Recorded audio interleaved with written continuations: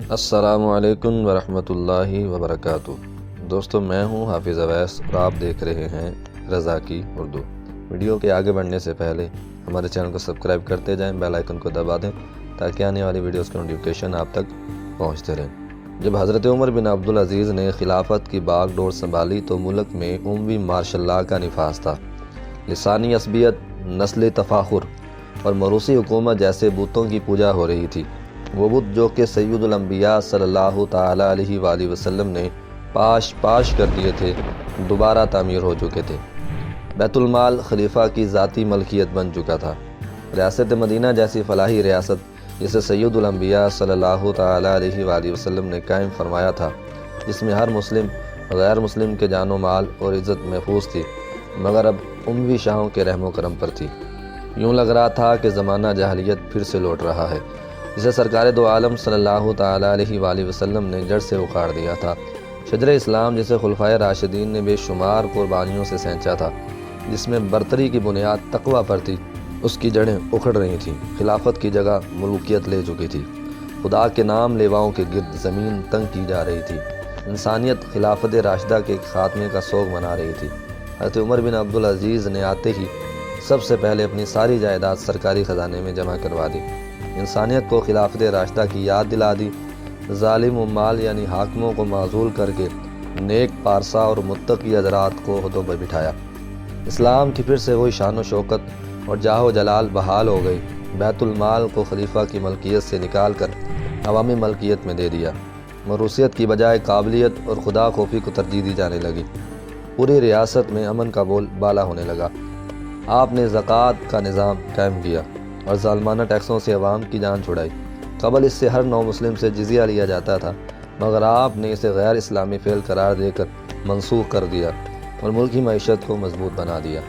ملک سے غربت کی یہ حالت ہو گئی کہ سارا دن زکوٰۃ لے کے پھرنے کے باوجود کوئی زکوٰۃ لینے والا نظر نہیں آتا تھا۔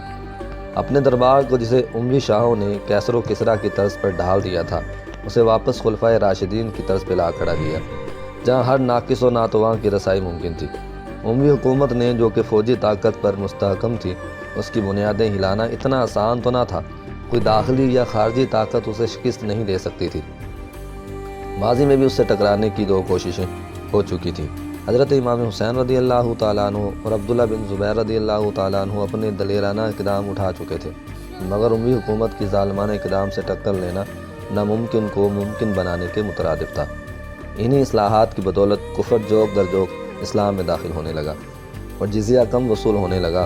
تو خزانچی نے اس بات کا ذکر آپ سے کیا تو آپ نے فرمایا کہ میں تو چاہتا ہوں کہ سارا کفر اسلام میں داخل ہو جائے، تو تم کھیتی باڑی کرو۔ غریب عوام کی زمینیں جائیدادیں جو کہ شاہی خاندان نے اپنی ملکیت میں شامل کر لی تھیں، انہیں واگزار کرا کے غریبوں کو واپس کروائیں اور غلام اور لونڈیاں آزاد کروا کے انہیں ان کے وطن واپس بھیجا۔ افسران اور وزراء کو تحائف لینے پہ پابندی عائد کر دی۔ پوری ریاست میں یکساں طور پر قانون کا نفاذ کیا، جس میں امیر غریب کو یکساں طور پر بے لوگ انصاف ملنے لگا۔ جس کی لاٹھی اس کی بھینس کا قانون اپنی موت آپ مر چکا تھا۔ خلیفہ اور دیگر عمال کی ایک مزدور کے مساوی تنخواہیں مقرر کی۔ آج میرے دیش کے حالات بھی اموی شہنشاہیت سے مختلف نہیں ہیں۔ یہاں بھی سیاسی، مذہبی اور لسانی دہشت گردی عروج پہ ہے۔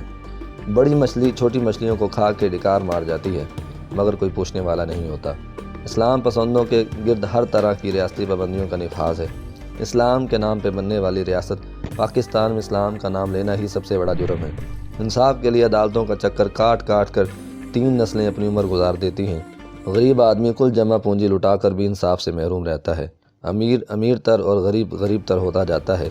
یہاں بھی انسانیت بلک بلک کر کسی عمر بن عبدالعزیز کو پکار رہی ہے جو ان کے زخموں پر مرہم رکھ سکے۔ اللہ تعالیٰ سے دعا ہے کہ اللہ تعالیٰ ہمیں اچھے حکمران اور ہمیں بھی ہدایت عطا فرمائے۔ ہمارے چینل کو سبسکرائب کرتے جائیں تاکہ آنے والی ویڈیوز کی نوٹیفیکیشن آپ تک پہنچتے رہیں۔ السلام علیکم ورحمۃ اللہ وبرکاتہ۔